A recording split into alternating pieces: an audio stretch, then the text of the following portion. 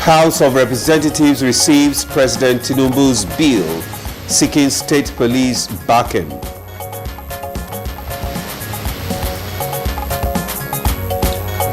Nigeria police arrest Adeyemi, alleged DG Presidential Foreign Intervention Promotion Council.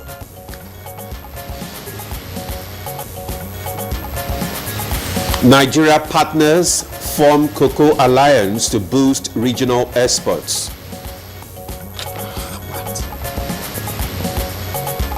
And good morning, Nigeria. Today, we discuss legal framework for implementation of state police in the country.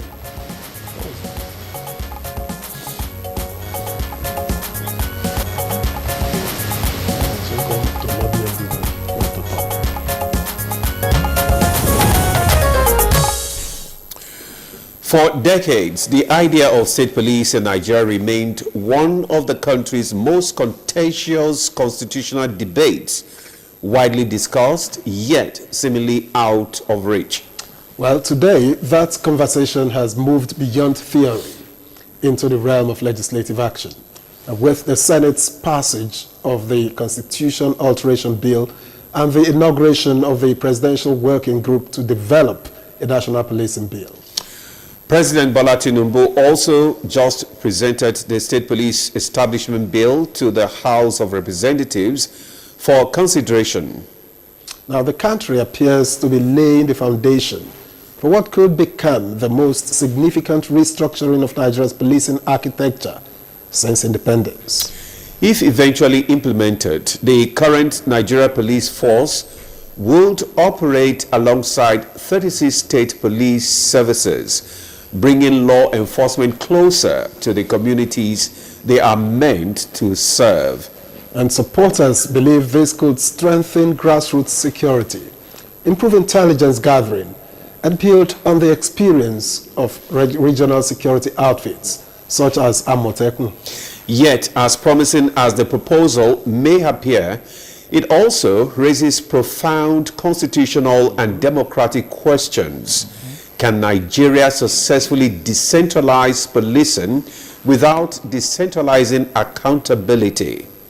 Now, how do we ensure that state police remain instruments of justice rather than tools of political influence? Victor, those are big questions. The proposed framework seeks to answer those concerns through safeguards that include independent state police service commissions responsible for recruitment, promotion, and discipline, a clear prohibition against partisan deployment, and constitutional provisions allowing federal intervention where state police powers are abused.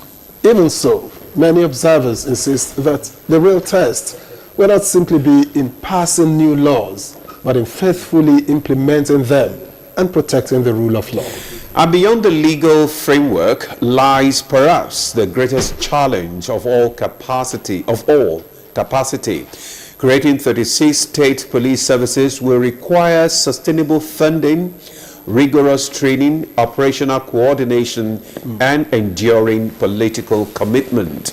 Big issues, but not unsurmountable, right? Now, every state will have to demonstrate not only the financial ability to recruit and equip officers, but also the institutional maturity to maintain professionalism and public trust. Public trust, Victor, you can say that again. And as the constitutional amendment moves to the state houses of assembly for ratification and work continues on the national policing bill, the nation is faced with a defining question.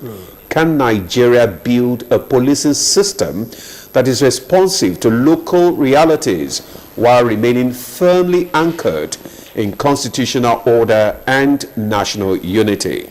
That there is a very pertinent question you've raised. Now, our guests will address this and other related issues as we examine legal framework for the implementation of state police. Thank you for joining us. I am Victor Azu. And I join my colleague Victor to welcome you to Good Morning Nigeria. My name is Ademola Adeoye. Welcome. And on the this is Good Morning Nigeria on the network service of the NTA. Chukwudi Okoli Ubaja joins us later for the newspaper review. But first, here are the news headlines with Mina Daniels. Good morning, Mina. Good morning to you, Ademola and Victor. Here is the morning news. President Bola Tinubu has transmitted a bill to the House of Representatives seeking constitutional backing for state police. The House withdrew its earlier version and began considering the executive proposal, which aims to establish an effective dual policing system nationwide. Operates additional safeguards to ensure that the creation of a dual policing structure to address our nation's evolving national security challenges. The Senate has commended security agencies for rescuing abducted school children and teachers in Oyo State, while urging prompt compensation for fallen personnel. Lawmakers honored security officers who died during the operation and called for improved support and equipment.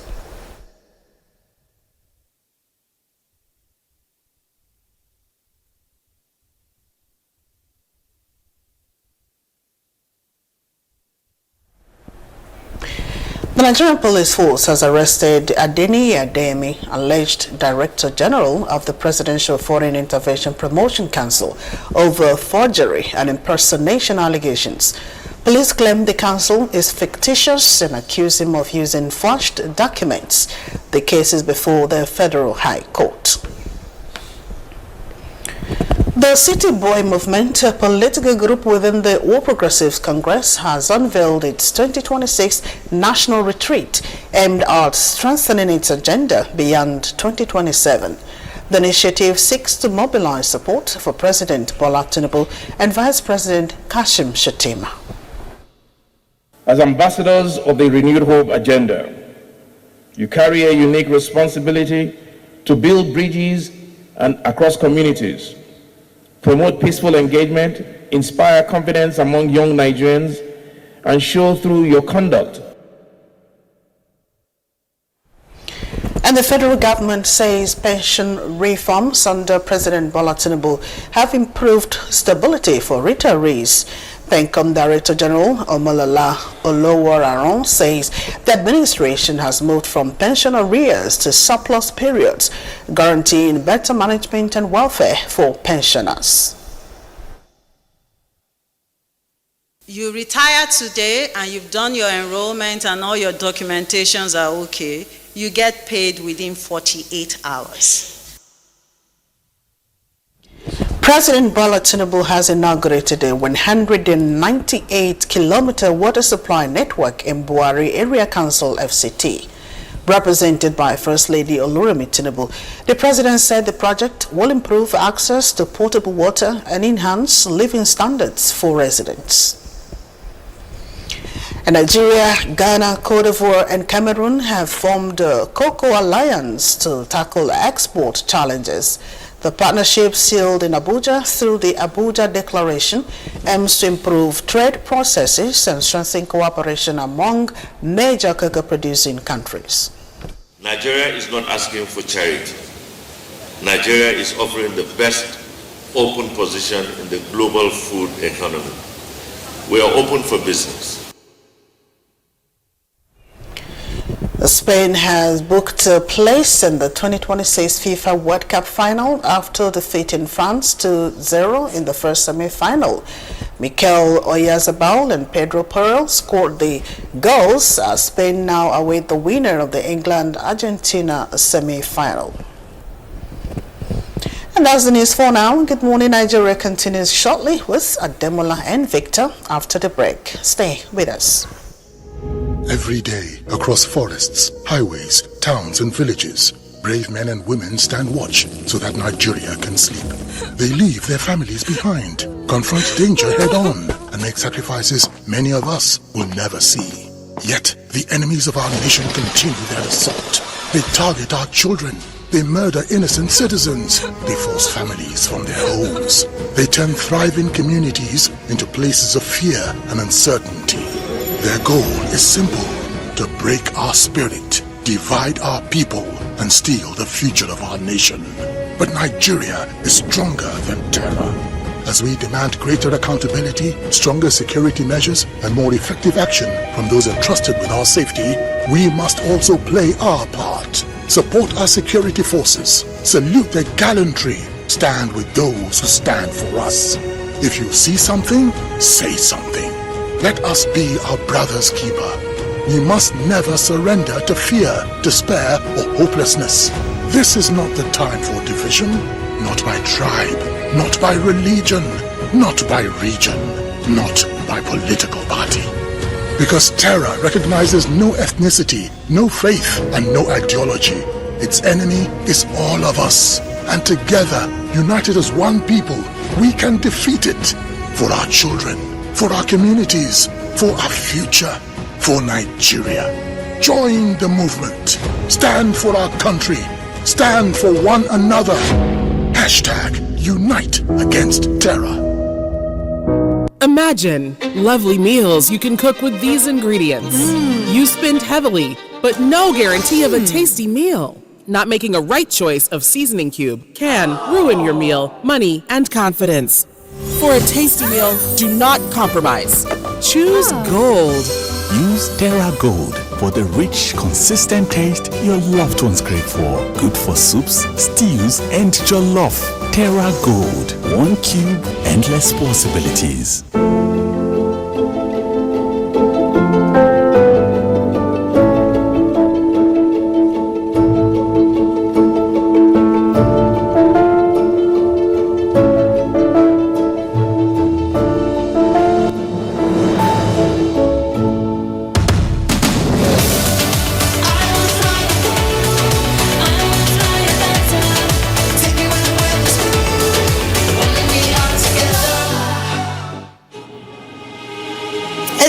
This your 100% in year. Babes, are you sure you want to spend this much on hair? Since your landlord just increased rents, I saved for this one separately on money points. No, you say you save on money points? Yes.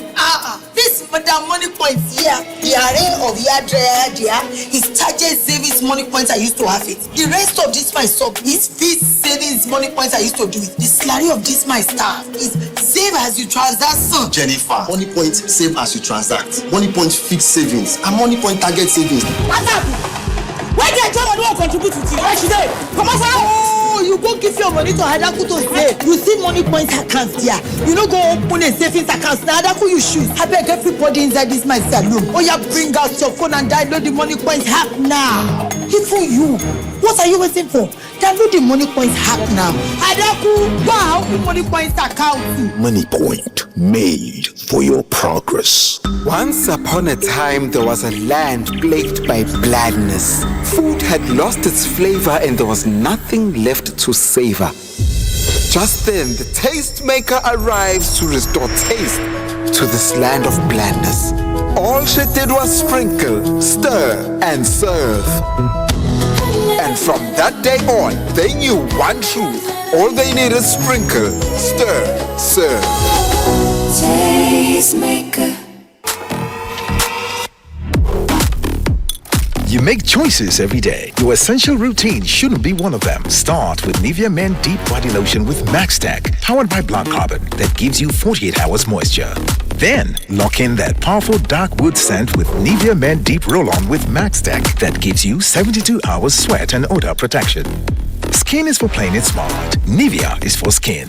Nivea Men, proud sponsors of Real Madrid.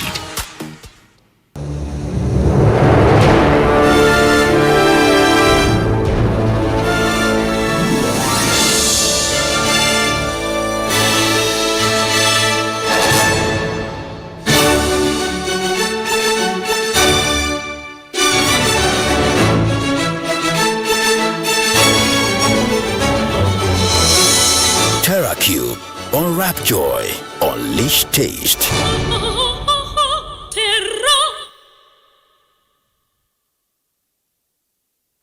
All right, with papers in hand, you know what time it is. It is time for the newspaper review.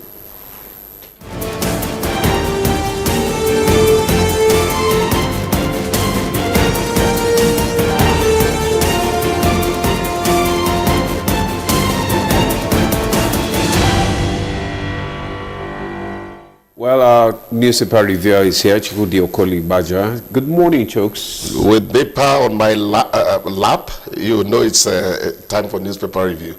Did you watch yesterday's match? I didn't think Spain would defeat France. But I like it.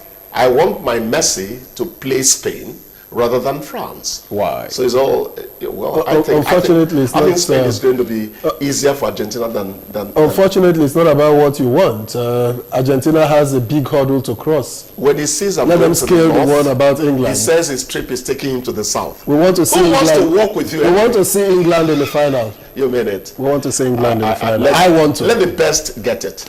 Yeah, they did well yesterday, Spain. They did. All right.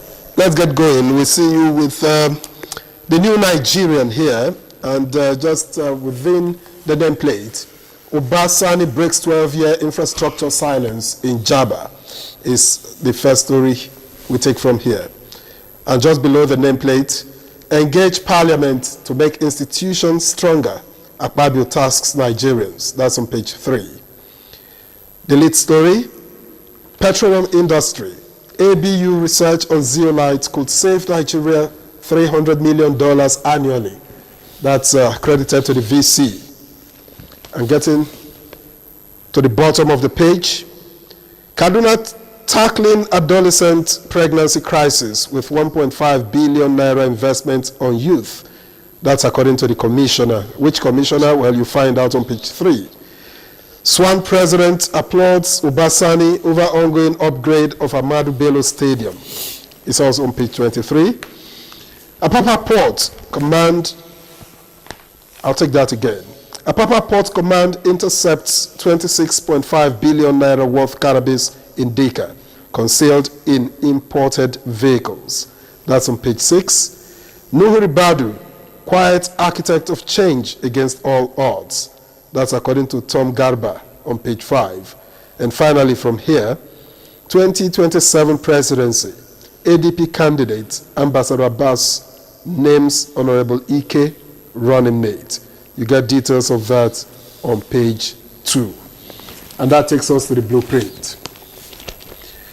Now the blueprint, of course, is talking about largely the ongoing inauguration of projects by the FCT administration, but above the nameplate, Phantom PFIPC DG Adeyemi nabbed after arrest warrant. That's on page 8. And below the nameplate, Orire abduction, sustained onslaught against terrorists nationwide. Senate tells FG. 31 of 39 rescued students discharged from hospital. That's according to Lautech, and you get that story on page 8. Ademola.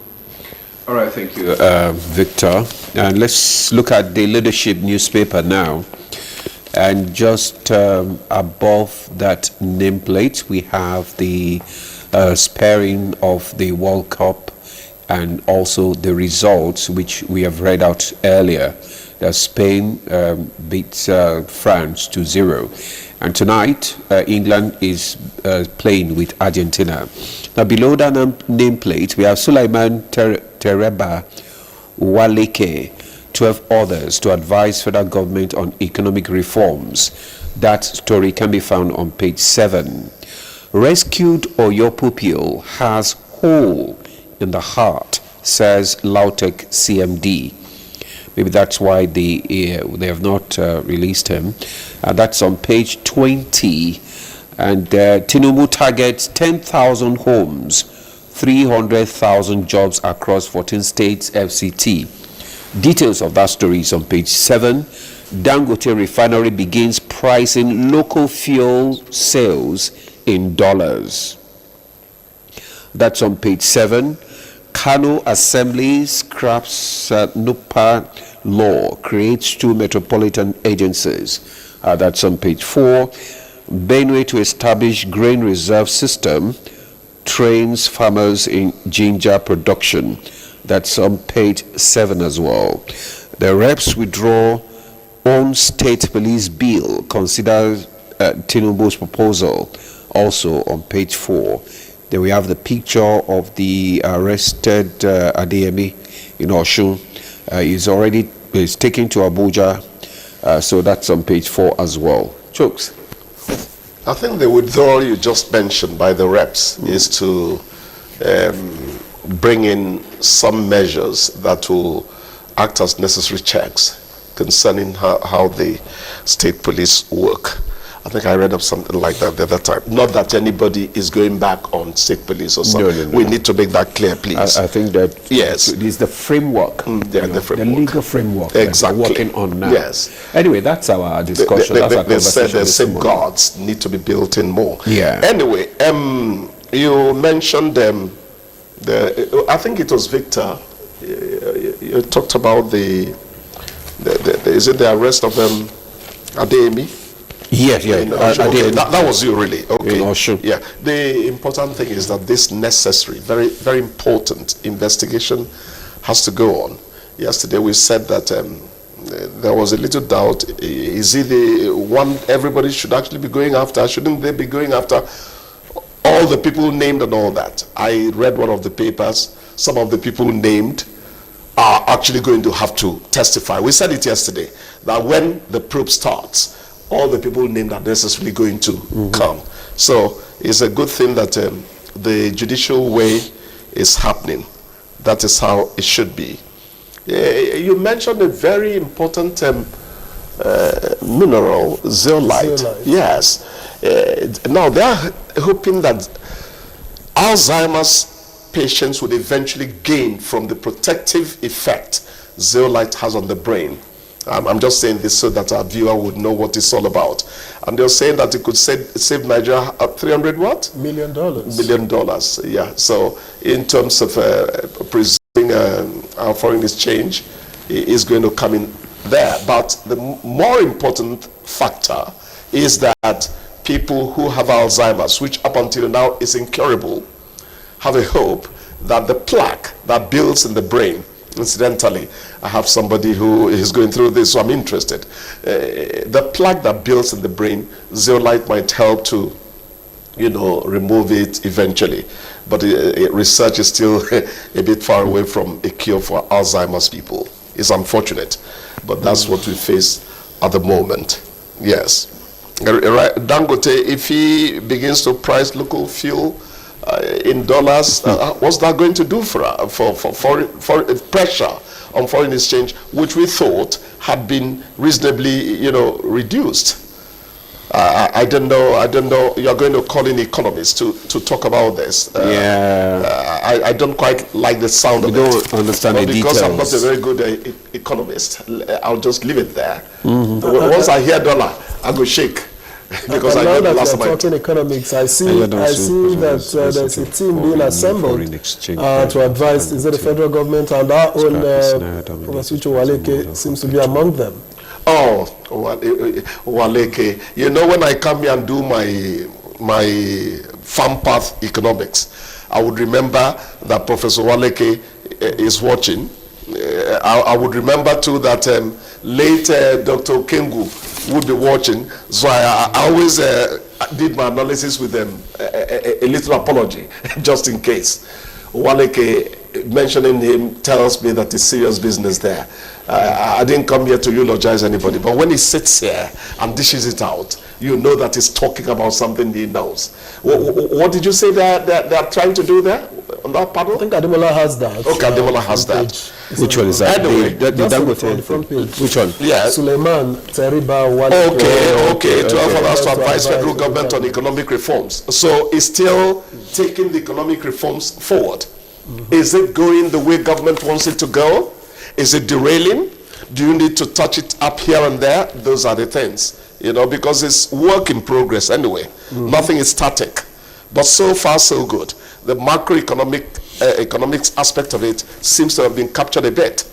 The point is, how do you make money more available to Ademola and to you, Victor, as well? So that I can buy from your farm, since you are not going to give me.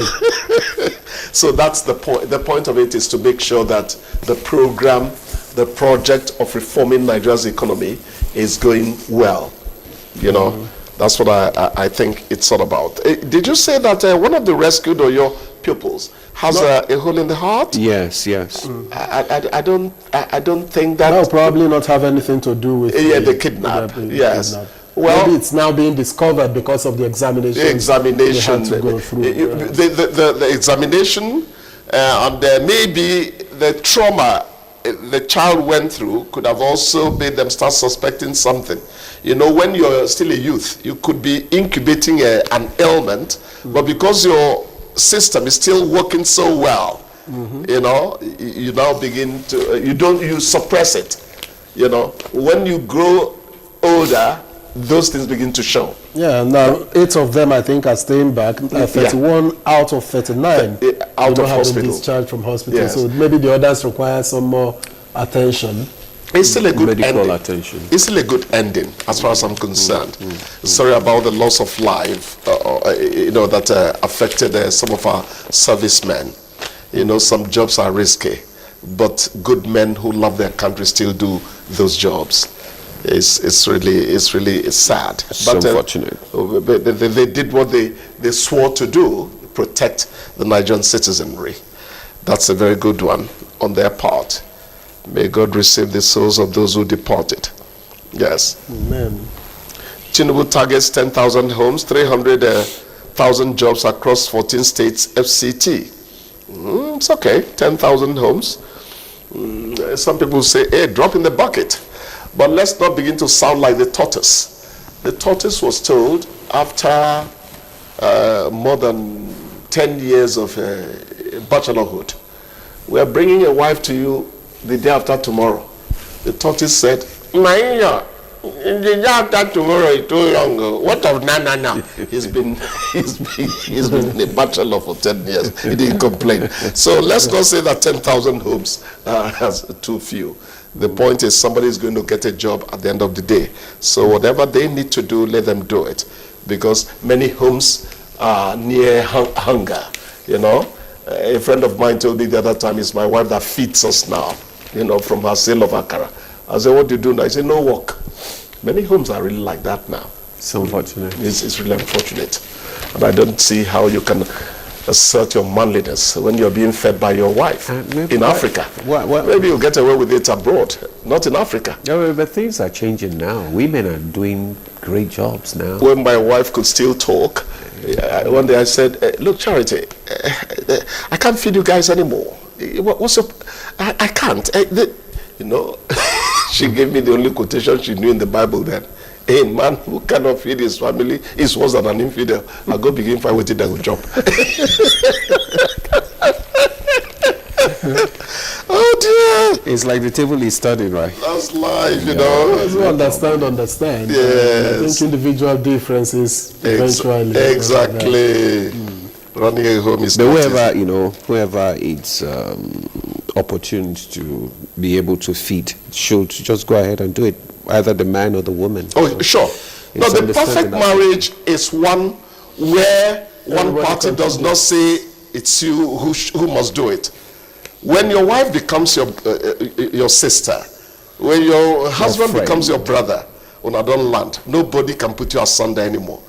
I'm happy I was one of those who hit that level. But for illness, know that. But we thank God for today. All right. And we thank you very much for coming today as well. Thank you. So that we can thank you again tomorrow, right? Yes. We'll see you then. It's going to keep us alive. All right. Demola, we go? Yes, we'll take a break now. When we return, the conversation will kickstart. Stay with us.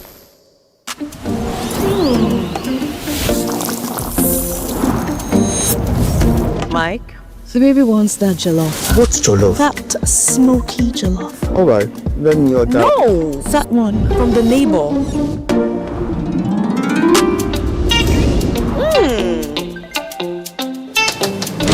Mike! Sorry to disturb you. Your wife, I got you. Are you sure you're not burning firewood here? No, it's the new no smoky potty jollof seasoning.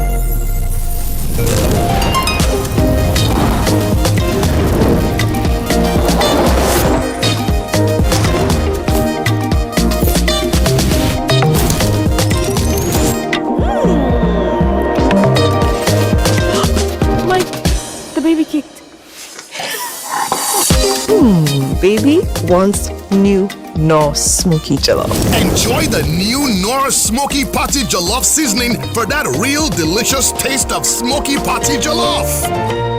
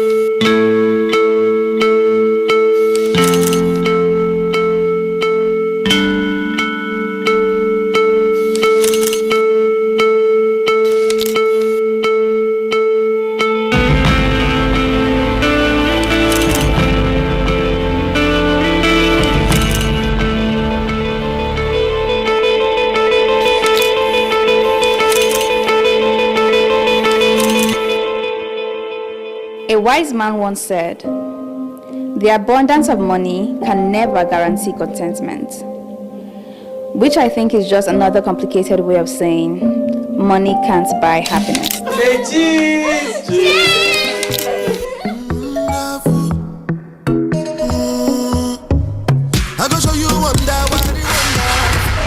Adebayo Adeleke hits big in the tech industry. Adebayo Adeleke and his family holiday in Hawaii. Arrest? The dictionary defines crisis as a time of intense difficulty or danger.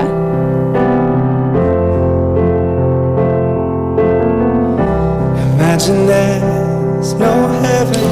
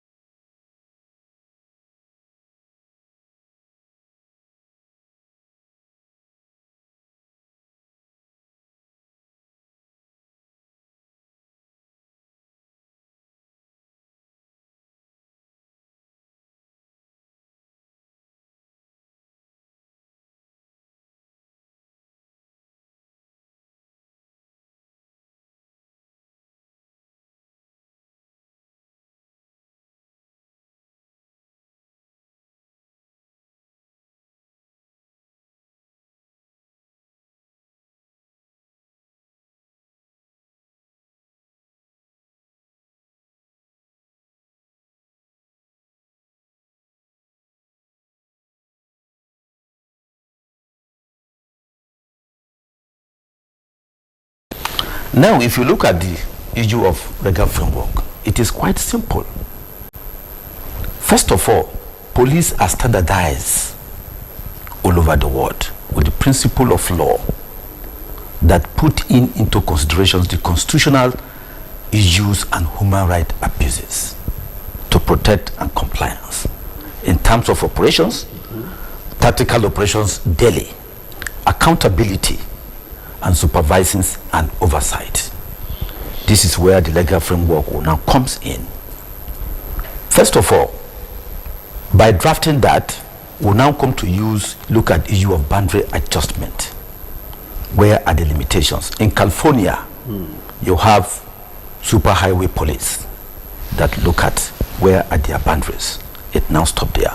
But once this law is being passed, first of all, they now look at the law of the state in terms of criminality, criminal element, fast-tracking the local intelligence that will now help them. Coming back to issue of accountability, because police also has to be supervised in terms of operations so that they don't go above the board because of human rights abuses. So the legal framework will be there. The next level will now go to again is issue of arms handling, training and how to handle the firearms, which started from recruitment. In several forums I've said when police are conducting recruitment, we should look at it what I call watertight recruitment of police. Now, if the state, the legal framework will also cover indigenship, that we should look at people who has resided in the state, irrespective of where you come from, so that the fear of those who did not agree that because we are not an indigens will now use it against non-indigens. So the legal framework will be able to cover that once you have been existing in this state, you are free to be. For how long? That is where the legal framework now comes. How long have you been in the state, that particular state, so that issue of recruitment will take care because of the fear of indigent. In fact, the issue of the state police is going to create more unity for Nigeria if we understand it. Because once that put in place, so that you are not going to only recruit only the indigent of that state. No.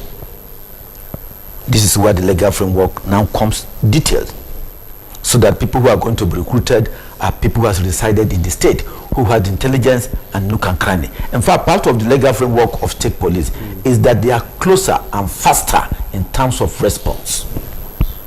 So when you don't have a state police where you are waiting for federal police, who give command? How did they operate? So you could see by the time now we have the state police, issue of faster response and tactical is there. So it will now help the police. He has mentioned the issue of money, how to finance the state and all that. The legal framework will now include how the state, there's so much money in security in the state. I've earmarked about 3 areas.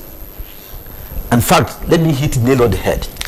One of the reasons over time the central police is against state police is because of the largesse that accrue to the federal police. These are one of the reasons why over time they're against it. If not because currently Mr. President has the bold step and said no, and any IG who against it must go. Yes. Because the interest and the advantage of having state police is far bigger to all of us. So these are the reasons why over time the federal police did not want us to have state police. But issue of financing it, the state is rich enough in terms of security. You think all the states are viable enough? States are viable. All of them? All of them. That is where they now think inward. That's why I said there's so much money in security. In fact, I'm also applauding Mr. President for recently when he appointed Homeland Security. When people are trying to politicize, I said no, these are long overdue. America has about 18 security agencies. So it is now the responsibility of Homeland Security, which I think is working on it. What are the legal framework? What are going to be abuses? How are they going to handle the arms? Train and use the arms. Whether the federal police currently are going to have the training college that you train them on firearm until when other states now come on board, because you must have your armory. You must train police on the armory, how to handle the firearms. All these are going to take holistic of the legal framework, how they should operate, so that the fear that any governor is going to use it against political opponent, the legal framework will now take care of it. You can be a governor for 4 years, we are going to live there. Then why currently issue of terrorism, maybe state issues, then the federal police can now take care of that if you are looking at murder cases. Are you advocating for a national minimum legal standard for recruitment, training and arms for state police? Yes, you must have a standard. That's why I said the current Homeland Security Advisor, which is good for Mr. President, has now have the department, because we don't have it over time. All these are long overdue. This is where he now comes.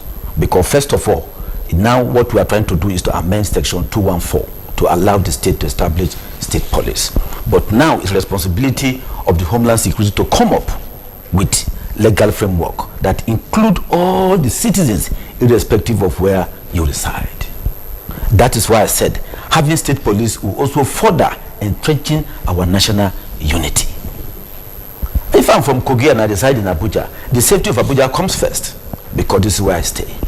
But I'm not an indigenous of Abuja. So in terms of recruitment, Abuja cannot say simply because I'm not from here, I should not be part of police. Recruitment. So, but it will be watertight. So the legal framework will now cover it. That is where accountability comes in also. The police oversight, where abuse of human rights will now comes in. So you could see that if we understand it over time, this could have entrenched our unity. Because there's no way you can go to your state today and cause mayhem without not engaging, supporting such actions. But because of lack of state police, they lack intelligent gathering data local. All right, we'll talk more about the abuse of, human rights. But Victor, go ahead, please. I was going to say, the champions of this state policing will say all policing is local. Now, I know that what they mean, because you listen to some of them, is that those from a particular state should take charge of the security of that state. Now, he's expanded it. He's saying, look, if you are resident here, you could also do same. Where do you stand in all of this? Of course, knowing that if a governor wants to hijack the structures of state policing, all he needs to do is to influence the people who are appointed the same way you will appoint a commissioner, the same way you appoint politicians to positions. You get in the people that you can work with, to be in the state police, so that when you give directives, whatever it is, they obey. Yeah, it's actually, a credible threat, that state governors can hijack it, because we have experience. That's what happened back in the days. When we had wet here in the southwest and stuff like that and whatever. But you see, because there's danger does not mean we cannot take action. All we need to do is identify the dangers, build guardrails around them, and make sure that what we fear would not happen. But those who are against state police are the same kind of people who actually, at one point in time, if you remember, that some people argued that we couldn't have ATM machines in Nigeria because people would just carry the box to the house to go and take the money, and people probably believed them. The same people said, we couldn't have private radio or TV stations, that people would just go and announce, go and take over the government. But we have been doing that. Some people actually also said we couldn't have private banks. They had to be First Bank and all those whatever, but the private banks are driving the economy. So people who are afraid of the unknown always come up with these postures, and people tend to agree with them when they sensationalize things. So the threat of state police is there, but guardrails are being put there because there's going to be a council. I agree, that if you look at state electoral bodies, for instance, right, created by the states, you see that more often than not, the people who win elections are the people from the ruling party, right? That danger is there. But over time, it's also being addressed. With regards to state police, what they're doing right now, they're planning that there be a state police council and which will comprise of civil society people, traditional rulers, and stuff like that, and all that, and all that. So they'll be able to speak out. There's nothing that's perfect, and I also believe that it's a work in progress.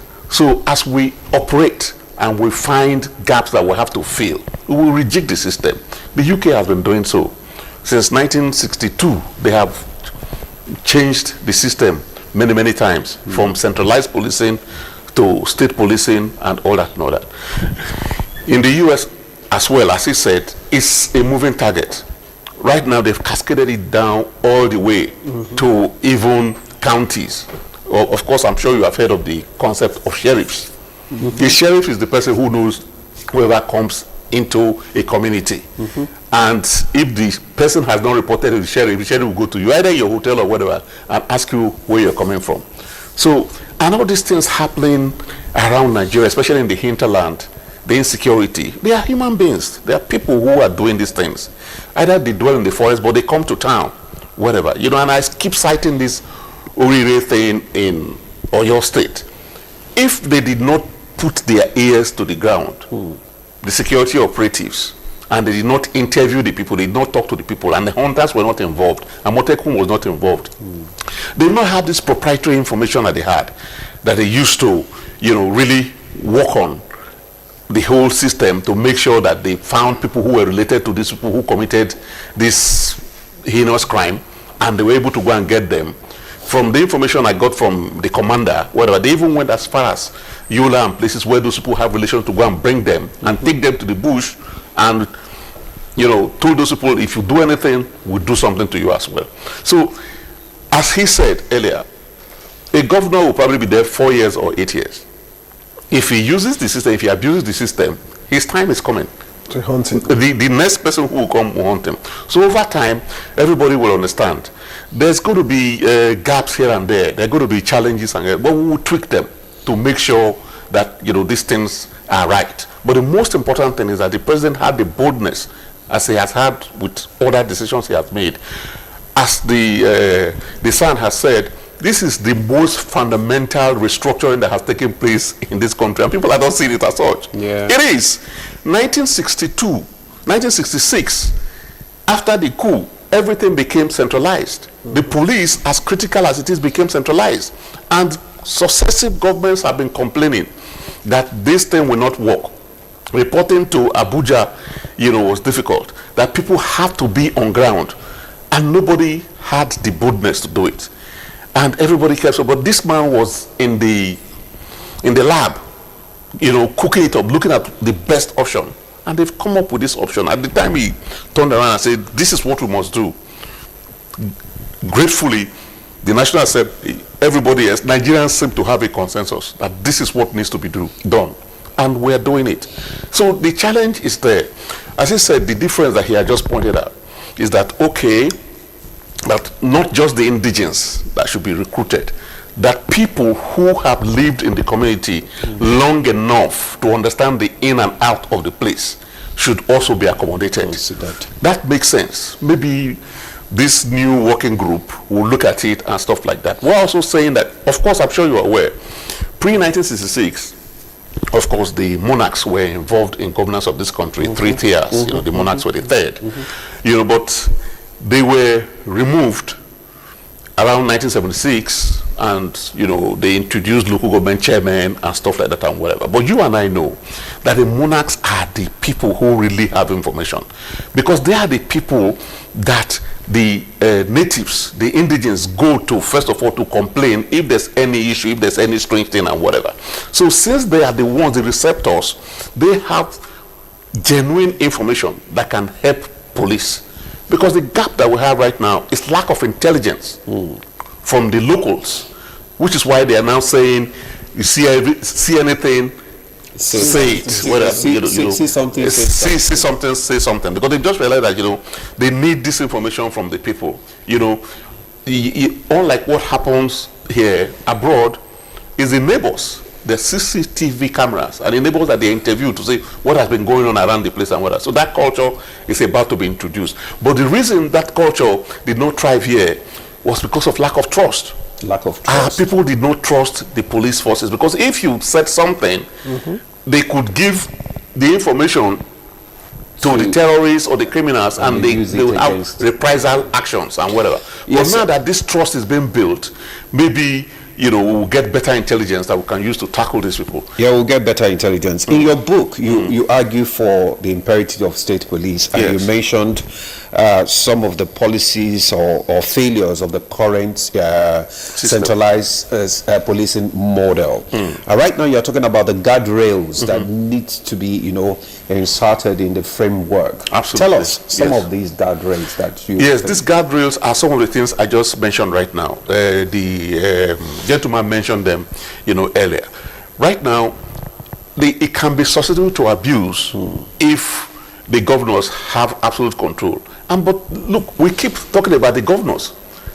How about the non-state actors, the very powerful ones and rich ones? They can compromise the police, right? How about even the business world? They can compromise the police, But by the time we form the police council with different people from different aspects of life, civil society, traditional rulers, the faith, Christian and Muslims, and stuff like that, we have a broad-based, platform to be able to monitor the situation and make sure that things don't get out of order. That's what they do in England, for instance. The act that they have changed, on so many occasions to accommodate all these things and and all that, and also the oversight by the National Assembly. I'll give you an instance.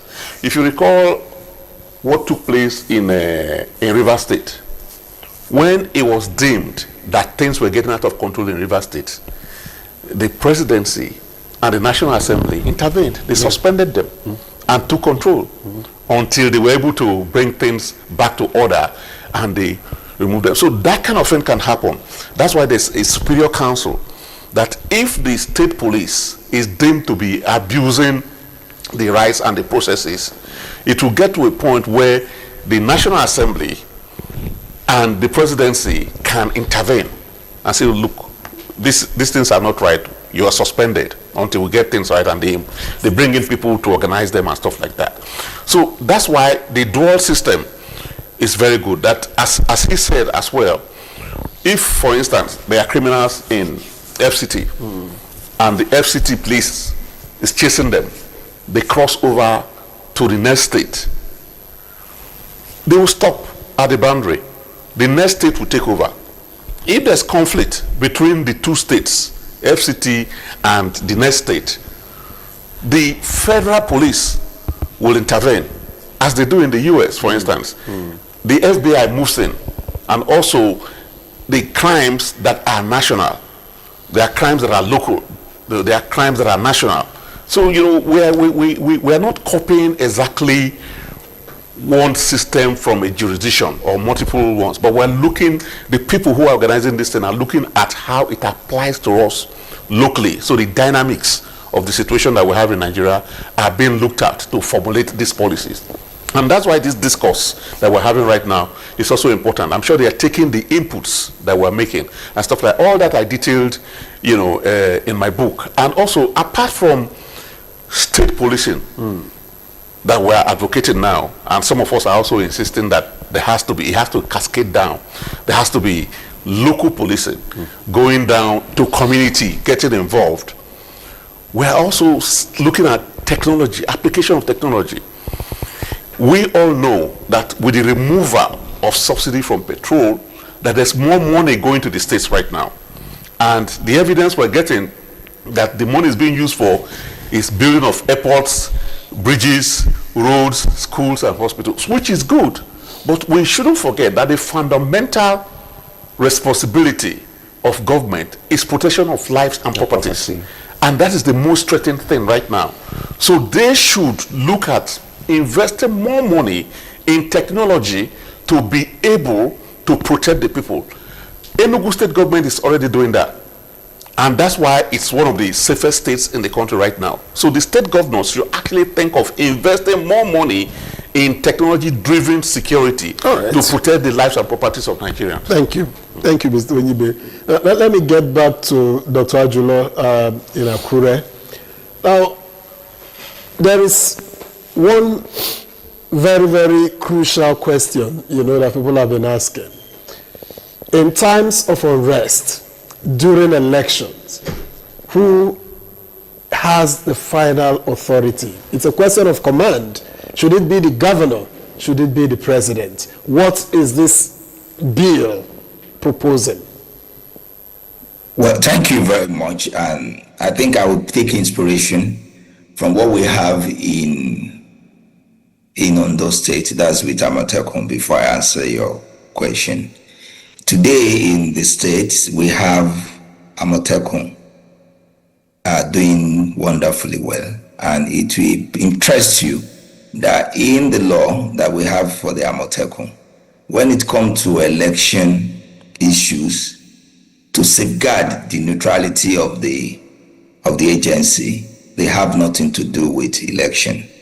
And that is just to demonstrate and to affirm the fact that when it comes to partiality, particularly in election, because which is very, very complex and touchy issue, emotional issue, we have a way of dealing with that. And that is why today, since the inception of Amatekun, no election, there is nothing that can be said about Amatekun. Now to your question, I want us to understand what it is. We are talking of police. Police has some fundamental operational guidelines that will be used.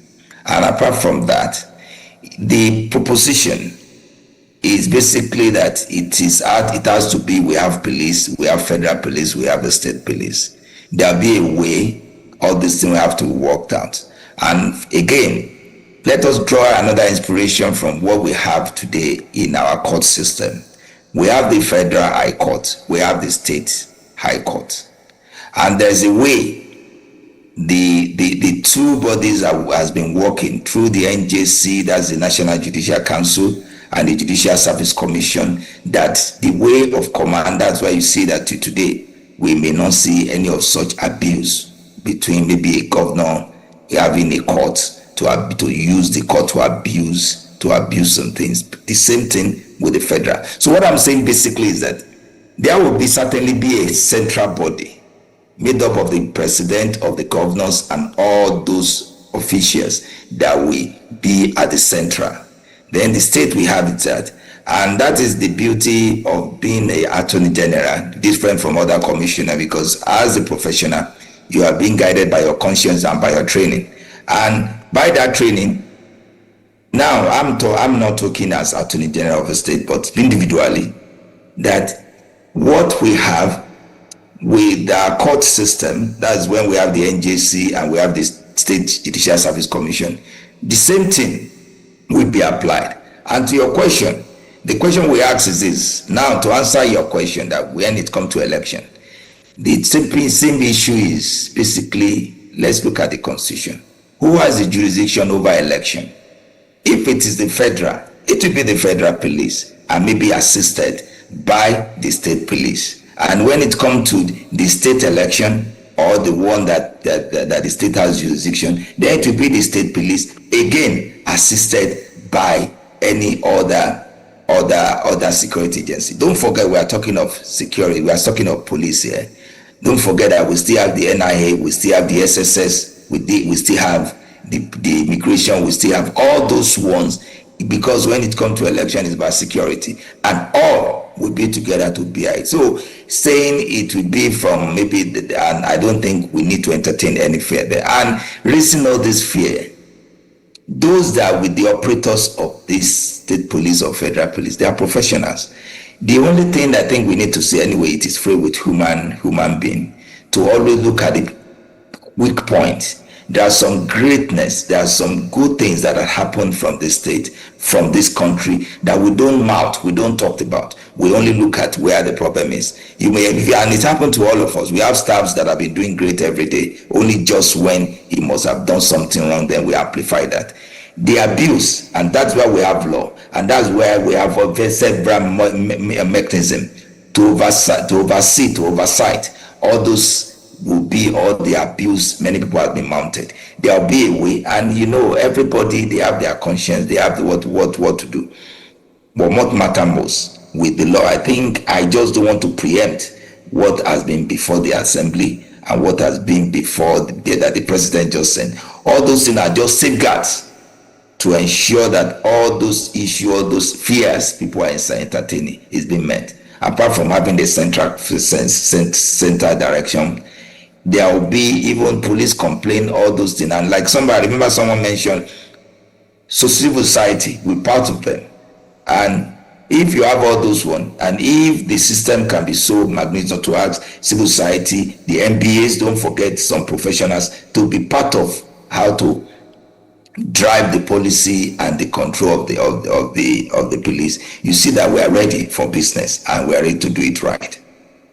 Okay, Dr. Ajilo, earlier on you talked about the fact that Ondo State, and we all know, has been in the vanguard of this state police and has been advocating for state police. But let's take a peep into Ondo State legislation now.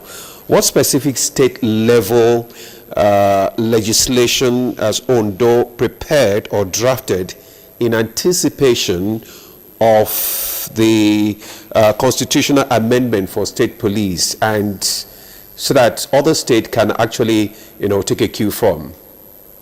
Well, thank you very much. When it comes to the issue at hand, that is state police, if you remember in my introductory speech, I mentioned the fact that I salute the Nigerian Governors Forum, because this is something that has to do with all the states. The leadership of the Nigerian Governors Forum, headed by the Governor of Kwara State, His Excellency Abraham, and the DG and all the members, that is the governors, they come together. If you remember, I mentioned even to the point of engaging consultants, all the state attorneys to come together to fashion a model state law for the state police. So it is not Ondo affair, though I must confess, some of the success of Ondo has been picked and found its way to that model law. And the model law is ready, I must say, waiting for the right time when it will be sent to all the respective states. And if I must say too, all the attorney generals of each state as of today have that model law. And the model law will be what will now be presented to each legislative houses of the state. And if there's any some changes, but with the model law is ready. And what I mentioned earlier about safeguarding all the fears entertained by the people has been taken care of in this state model law for the police. The state are so ready. They are ready, and I think, like I mentioned earlier, for the first time, this is one of the issues that every Nigerian seems to be on the same page with the president. And I think I thank the president again for following the collective aspiration of Nigeria to ensure that we have this noble position. Julo, thank you very much. I'm afraid I will still stay with you for a moment, because much of what we are discussing is legal. And so I'll be asking, because that's another fear, under what circumstance, from where you stand, should the federal government legally take over a state police command, for instance?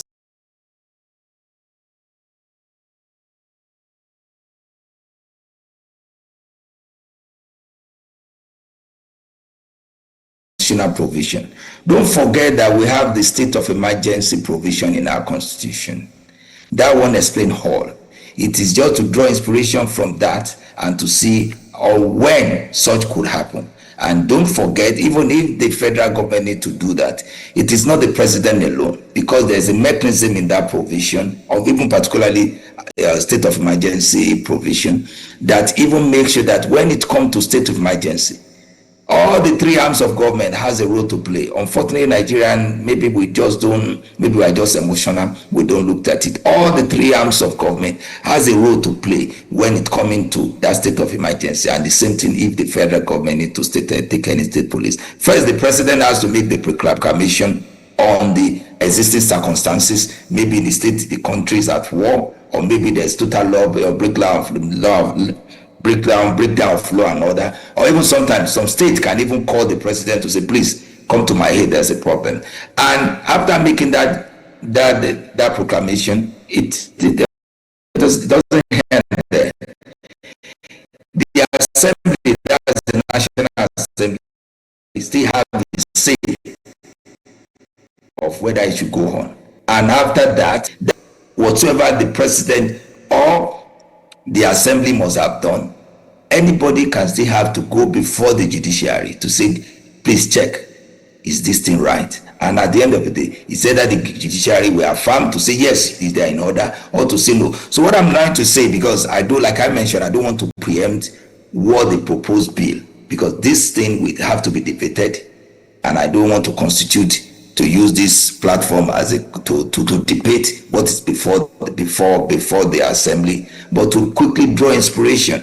It is the same pattern, the same models that of the state of emergency that seems to have found its way to when probably part of one of the conditions in which the federal may say they wanted to take over the state security when the state police has been. But one thing is this, and this is what I want to assure you: Nigeria, when it comes to human resources, we are great. We are professionals, and they are working as subsidiary. You need to see the composition of the secretariat of this police presidential working group.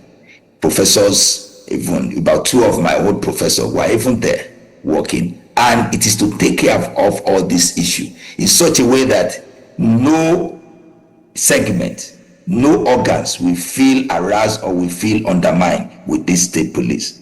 And when I say this is the biggest issue in the country, that the biggest reform, I know what I'm saying. The only thing is that one need not preempt what is coming, but I must assure you what is coming is better and is so bright.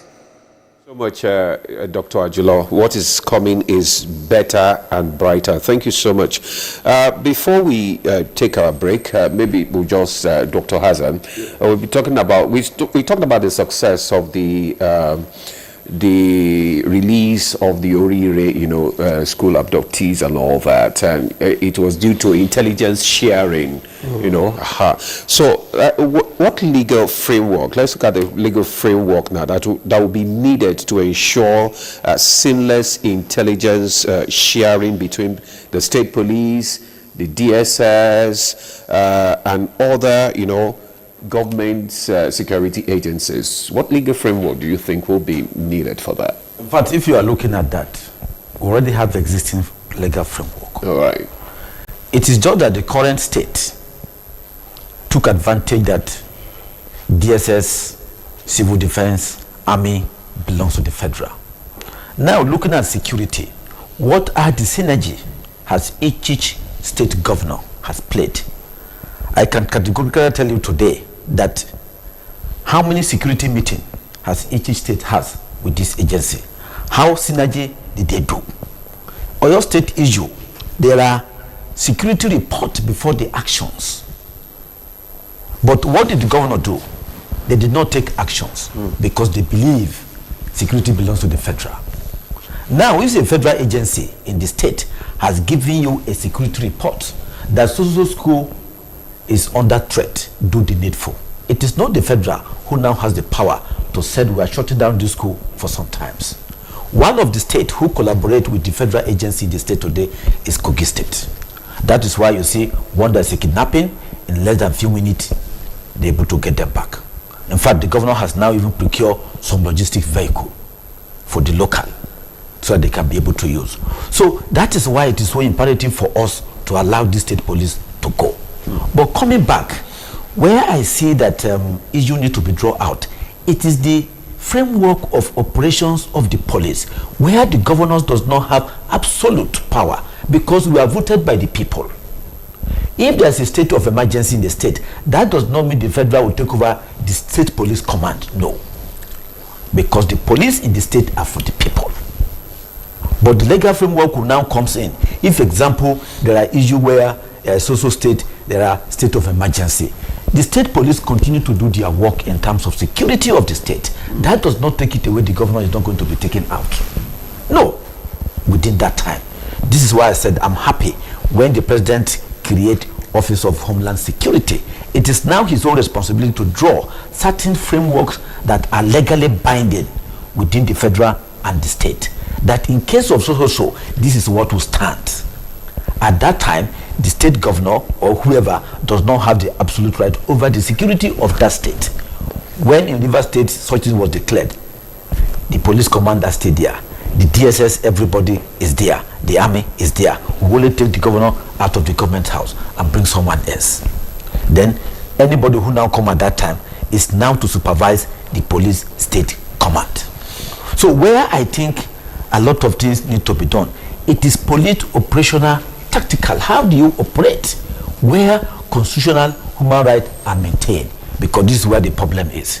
If I'm from a particular state and I went to the public and said the governor is not doing well, he just don't have a right to come and arrest me. Right. But when the law has put it there, that human right in terms of informations and all that has protected me, the governor cannot do that because he knows the implications. The police service who is there also aware that if you go against it, listening to the governor, then you are in for it. All right, these are where the legal framework that I think, as we are today, they needed to look into. All right, thank you so much, Dr. Hassan. We'll take a break now.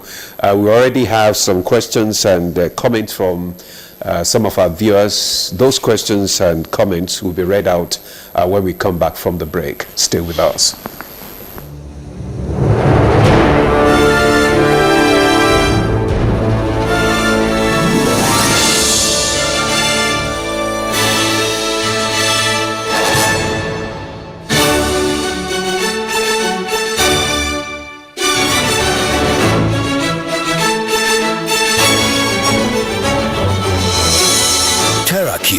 Unwrap joy, unleash taste.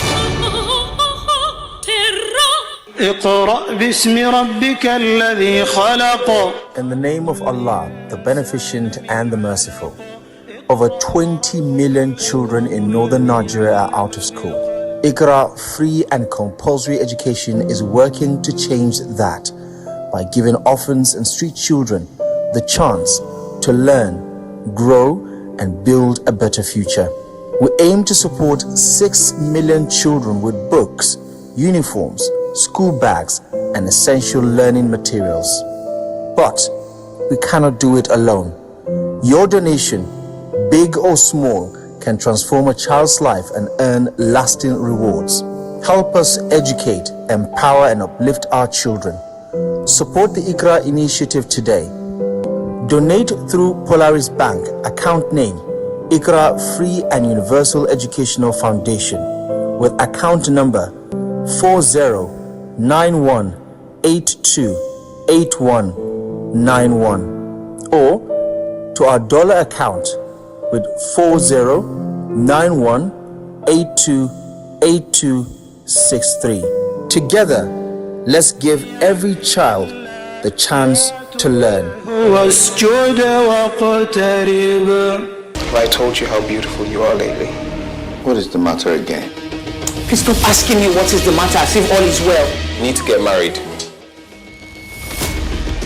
My favorite man is right here, waiting for you. A lot of married couples are very happy. Take it from me. Trust me, I know men. This is all about you.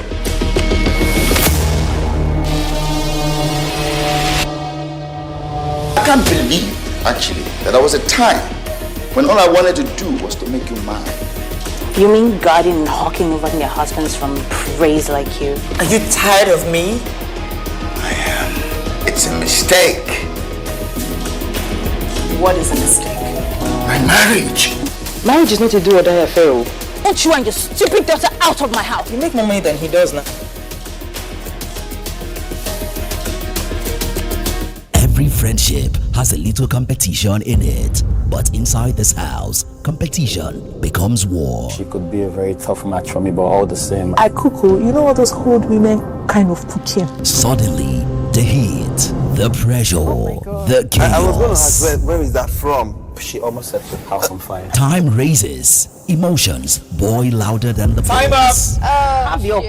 Can't all please Stop everything you're doing and plate your meal. Guest, get ready to taste and enjoy the opportunity to go home with 500,000 naira. This isn't just cooking, this is survival. I'm confident. I'm very sure. Stir fry?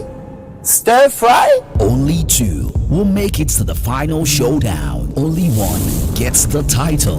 The winner of the Battle of Ports. Coming soon.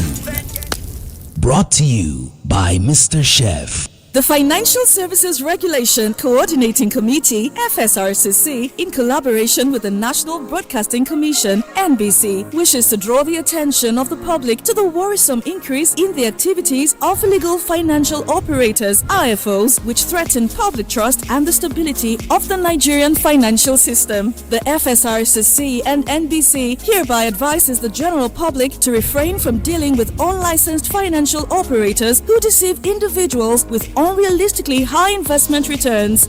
Make sure to verify the licensing status of such companies and schemes on this website. To report any suspicions of illicit financial activities, call CBN 0817-665-7060, SEC 0209-462-1168, 0916-772-3240. Let's work together to uphold the integrity of Nigeria's financial system. Announcer, FSRCC. Thanks for staying with us. You're still on to Good Morning Nigeria on the network service of the NTA. And our conversation is still on the legal framework for the implementation of state police. And our guests are still here. And we just, before we took that break, we told you that we already have some questions and comments from you, our viewers, which we'll read out now, and it will be followed by response from our guest. Now let me take this one that I have here before Victor's. This one says, "Good morning, Nigeria. My name is Felix. Felix is from Gwagwalada. So state police is a good thing, but I don't think Nigeria is there yet." Well, that is perspective. Is that my questions are, who will train them? Who will pay them, and where will the money come from? Because most states already say they cannot pay the minimum wage of 70,000. I don't think that is true. There are plans to make toll-free numbers, 3-digit number to call when they are needed, and Nigerians being Nigerians and Nigeria being Nigeria, won't the state ministers and governor use it for their own self-protection? Anyway, we've been talking about all this, if you've been listening to us. Now, this from Alaji Gargo Karu site in Abuja, which is a regular. Thank you so much for these comments. He said, "Good morning, Nigeria presenters and guests. State police is a good thing to establish, but serious consultations must be given to all 36 states and the FCT. All stakeholders, traditional rulers, religious leaders, including retired police officers who served and have some useful input to provide. The issue of political interference and misuse of the state police should also be looked into critically to avoid creating disunity among states in terms of tribalism, religion, and non-indigenship issues." Well, that has also been trashed out. Good morning, I am Adebimpe Habib. Adebimpe Habib is from Lokoja. He said, "I want to commend your efforts. You people are really performing excellently for the betterment of our dear country, Nigeria. May God continue to strengthen and crown your efforts with success. I strongly believe that state policing is a very great development in Nigeria, but the federal government should not totally leave all the control in the hands of the state." Thank you.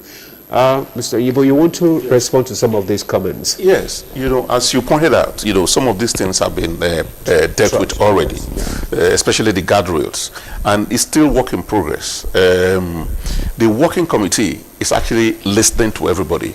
They are, picking the brains of the, experts in various aspects, and the secretary is working very hard. It's the engine room.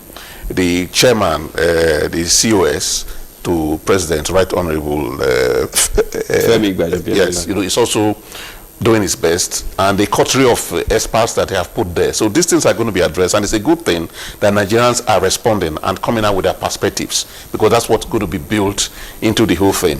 As we pointed out earlier, the ball is now in the courts of the states, because the National Assembly, the Senate, and the House of Representatives have passed the bills. It's just that the Senate passed it with about 28 clauses, and the House of Representatives did with about 18, so they need to harmonize. Right. But before then, it's going to the states for concurrence. That's why, in my book, The Imperative of State Police in Nigeria, which we intend to launch pretty soon, we are consulting, we are working with the Conference of Speakers of Nigeria. We're also working with the Forum of Governors in Nigeria. As he pointed out earlier, His Excellency Abdurrahman Abdulrazak of Kwara State is the chairman of Governors Forum. We're working with the group already. We have met with the DG. We have sent them an invitation. We want them to get involved, because at this time, like I said, the Senate has come up with about 26 to 28 clauses. The House of Reps has done its own with about 18. Now we also expect to hear from the states the clauses that they will bring in before the whole thing will be harmonized, because they are the grassroots. They know where the shoe pinches, and stuff like that. So, we're working with these two groups. By the time we do the public presentation of this book, there will be a situation where everybody involved will be there. We have invited the Senate President, we have invited the Speaker, and Dubé Mogalo, who is the Secretary of this working group, Special Assistant to the President on Research and National Planning, along with the Chief of Staff to the President. There'll be a forum when we're doing this public presentation of the book where all the gray areas will be addressed, and there'll be views and opinions from everybody else, because some people had complained actually that there were no consultations, that the town halls were not held, and stuff like that. But you see, it was held with the larger review of the Constitution of Nigeria, not specifically on state police. And I also understand that the police itself has also been consulting. But on this occasion, everybody is going to be together. We have found the code to releasing people in captivity, which is substituted arrest, right?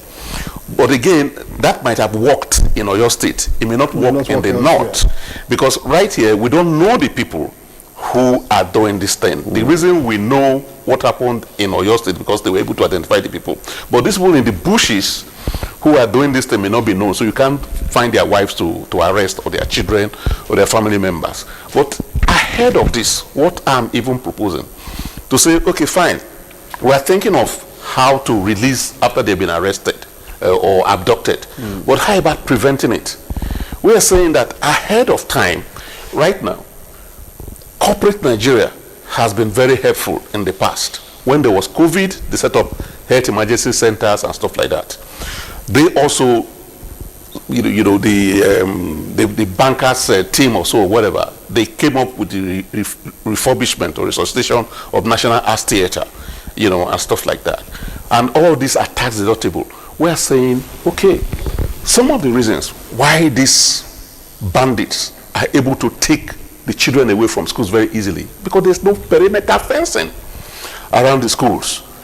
If there's perimeter fencing, it will not be as swift as it has been, because they have to pass through a gate, and the whole thing will slow the whole thing down and stuff like that. We are saying, why can't corporate Nigeria wake up? It's also in their interest. If Nigeria is in one piece, Nigeria is prosperous, they will grow, they will make more profit. Why can't they adopt schools, especially in the vulnerable areas, to do the fencing? It won't cost more than 20 million naira, or probably more, to fence these schools. So to reduce, we're not saying to stop, but it will really retard the ability of these people to be able to just drive in, carry them on the bikes, and just head them out, because the whole place is porous. We're saying when there's fence, that will be reduced. And many corporates will get tax deduction if they adopt schools. All right, thank you very much. Let me now take the stories from this end. This one is from Muhammad Awal Musa Afamai in Kanu. Does the legal framework contain statutory provisions for life insurance? hazard allowances, and equipment standards to prevent officers from extorting the public? What is the specific funding mechanism for state police? Considering many states currently struggle to pay basic civil servant salaries, how will the framework guarantee the financial autonomy and sustainability of state police forces? Good morning, everyone, he says. And this other one, no name. Good morning, Nigerians. Much as it is a noble idea for the establishment of state police, which is closer to the people who they will serve, have we put their welfare into consideration? Agitation for better pensions for retired federal police officers is ongoing in Abuja, and nobody is paying attention.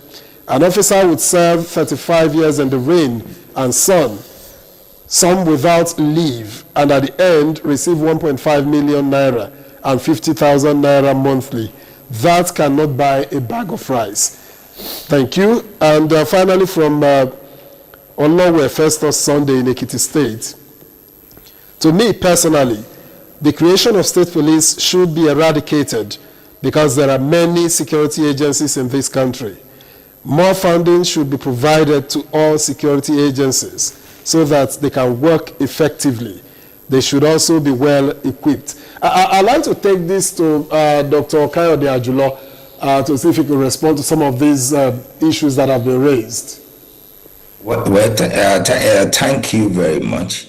I asked him for pension, for insurance, all those ones. Don't forget, part of the legal framework is to talk about there's something we call the constitutional standard.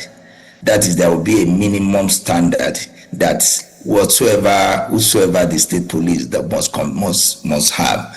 And when we talk of issue of that one, is issue basically about HR. No police will be there that the welfare of the police, those that will be guiding us, will not be taken care of. And I believe, and that is why you find that this standard, it is not a state standard, it has to be a national standard. It's expected that for you to have a state police that will be operational, all those dots has to be ticked. The circle about the welfare of the people, about what they are paying them, even about the arms and ammunition they be carrying. All the operational standard must be in tandem, and it must be regulated and must meet for clarity. Just it must meet the standard, and this standard has been set down. So I don't think nobody need to entertain any fear about that. Even those that work with you, your gate man, we try to take care of them. Not to talk of when we're talking of state police to guide women's life and their property. All those one, I don't think anybody need to entertain any fear on that issue as raised by the message that is being read now. All right, thank you very much, Dr. Kayode Ajulo. Thank you. Now let me get to Dr. I think he wanted to throw more light on the jurisdiction between the state police and the federal police when the state police actually kicks off, because there is a kind of misconception from what he said earlier. Dr. Ajulo.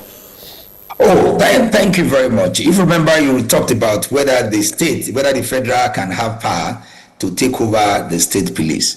The issue is this: the philosophy behind the legal framework being put together.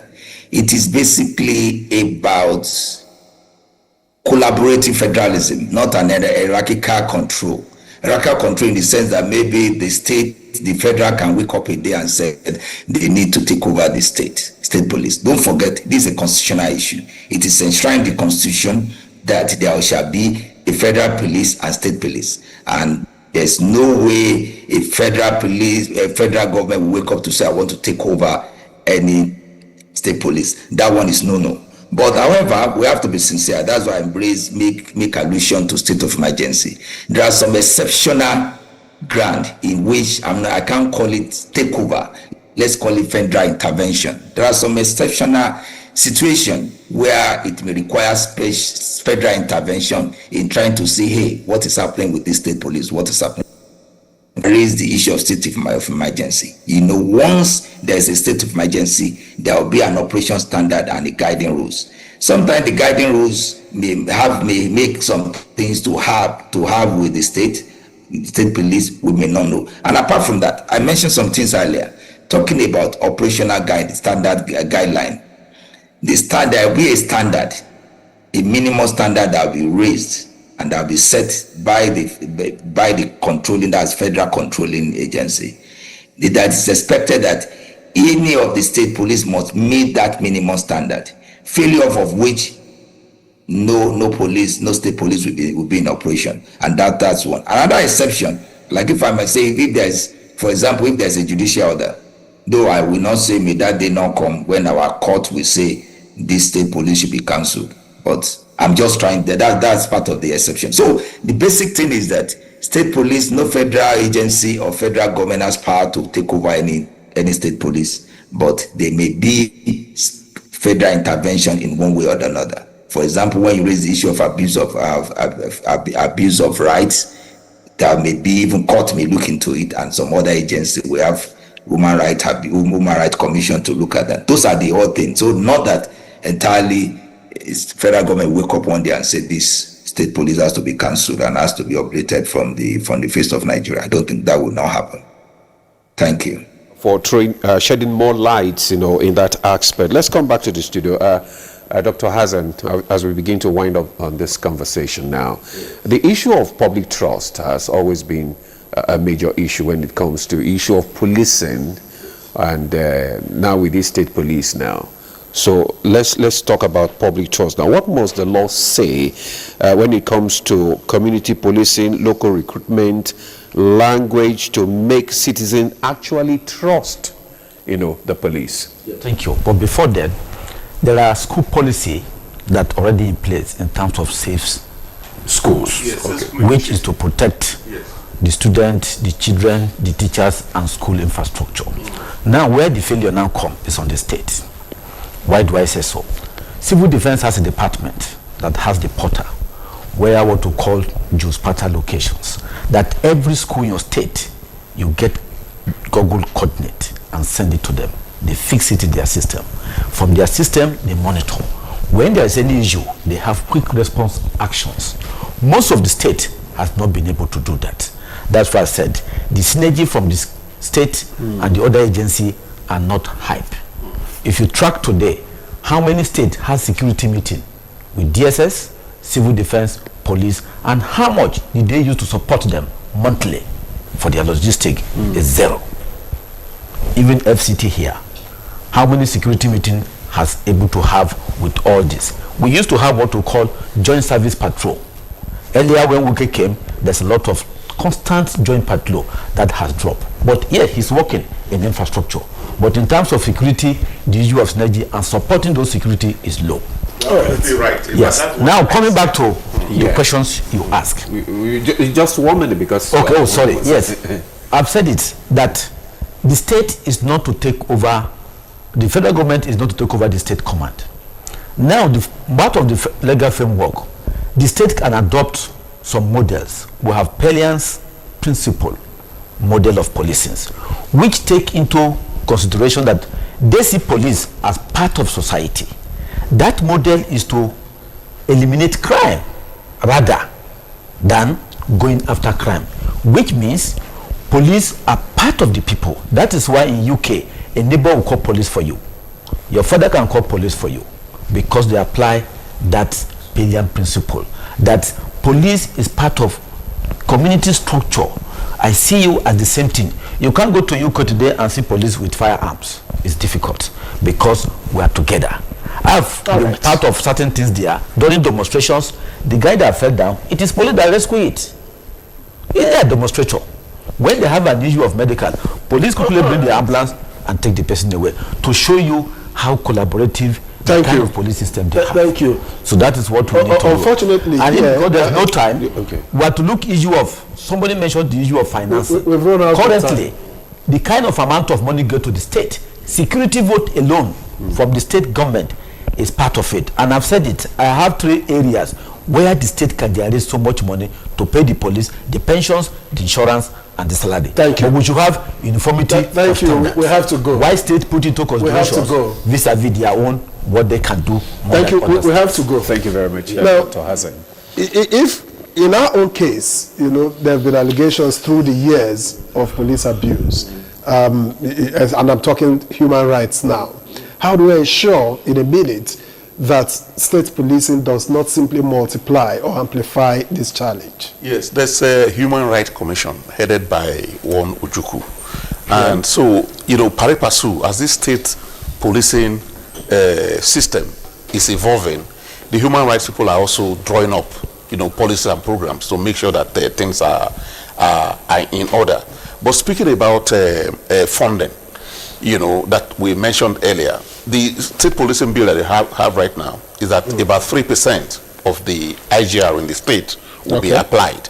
And there's also a possibility of intervention from the federal government to back up police in states, for instance, in like Zamfara, or states that don't have a lot of IGR, unlike states like Lagos or Rivers or FCT and stuff like that. And also something else that we have not talked about a lot is that the judicial system, are they also preparing for this situation that's going to arise? Because it's a different paradigm altogether. That would be for our discussion. We don't have time to talk about it. Well, let me thank all of you, gentlemen, for joining us on this conversation. And let me begin with Mr. Magnus Onyibe, public policy analyst, media columnist, and author of the book, The Imperative of State Policing in Nigeria. Let me also add that he's a one-time commissioner of information for information in Delta State. 25 years ago. We appreciate your time. The 1999 set. Yes, thank you. Thank you very much for coming on this on the program. I'd also like to thank Dr. Sadiq Hassan, economic security and governance expert. He's also head Tinubu Support Group think tank. Thank you very much for your time and for your perspectives. Thank you for having me. And lastly, we head to Ondo State, where we must thank Kayode Ajulo, Senior Advocate of Nigeria, Attorney General and Commissioner for Justice in Ondo State. Thank you for bringing the legal juice to this conversation. We appreciate your insights. We appreciate your time. Thank you. You're welcome. All right, and that does it for us on Good Morning Nigeria. It's been an interesting conversation. But there'll be another tomorrow, and I'll be here. We'll see you again then. I am Victor Azu. Bye-bye. And I'm Ademolade. You do have a lovely day.